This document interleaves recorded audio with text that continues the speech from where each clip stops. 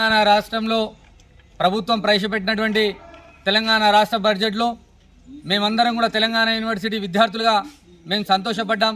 ఎందుకోసం అంటే యూనివర్సిటీ బడ్జెట్లో ఏదైతే రాష్ట్ర బడ్జెట్లో మా యూనివర్సిటీకి అత్యధికంగా నిధులు వచ్చి మా యూనివర్సిటీ గత కొన్ని 10-12 సంవత్సరాలుగా అభివృద్ధికి నోచుకోక ఎక్కడ వేసినటువంటి గొంగడి అక్కడే ఉన్నట్లుగా యూనివర్సిటీ అభివృద్ధికి నోచుకోలేదు.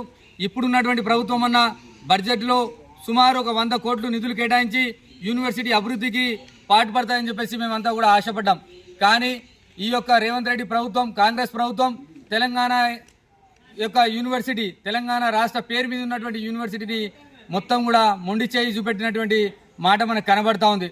ఏదైతే ఎన్నికలకు ముందు తెలంగాణ యూనివర్సిటీలో ఒక ఇంజనీరింగ్ కళాశాల లేదు, తెలంగాణ యూనివర్సిటీ అభివృద్ధికి నోచుకోలేదు, తెలంగాణ యూనివర్సిటీని గత ప్రభుత్వం పట్టించుకోలేదు, మేము అధికారంకి వస్తే తెలంగాణ యూనివర్సిటీని ఒక మోడల్ యూనివర్సిటీగా చేస్తామని చెప్పినటువంటి ఈ యొక్క కాంగ్రెస్ పార్టీ ఈరోజు ప్రభుత్వం వచ్చిన తర్వాత తాను ప్రవేశపెట్టినటువంటి బడ్జెట్లో ఈ యొక్క యూనివర్సిటీకి ఎందుకు మొండి చేయి చూపెట్టారని చెప్పేసి మేము అడుగుతా ఉన్నాం.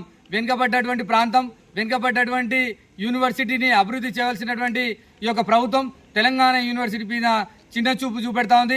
ఇక్కడ ఉన్నటువంటి ప్రజాప్రతినిధులు కానీ, ఇక్కడ ఉన్నటువంటి కాంగ్రెస్ పార్టీకి సంబంధించినటువంటి ఎమ్మెల్యేలు కానీ, ఏదైతే మినిస్టర్లు కానీ ఈ యొక్క తెలంగాణ యూనివర్సిటీ గురించి ఎందుకు మాట్లాడతలేరని చెప్పేసి ఈరోజు మేము ప్రశ్నిస్తున్నాం. తెలంగాణ యూనివర్సిటీలో వీసీ లేక, ఇక్కడ ఉన్నటువంటి మౌలిక సదుపాయాలు కరెక్ట్ లేక, ఇక్కడ టీచింగ్ ఫ్యాకల్టీ సరిగ్గా లేక విద్యార్థులు అనేక రకాలుగా నష్టపోతా ఉన్నారు. కాబట్టి రాష్ట్ర ప్రభుత్వానికి మేము డిమాండ్ చేస్తూ ఉన్నాం, ఖచ్చితంగా తెలంగాణ యూనివర్సిటీకి వెంటనే వీసీ నియామకం చేయాలి.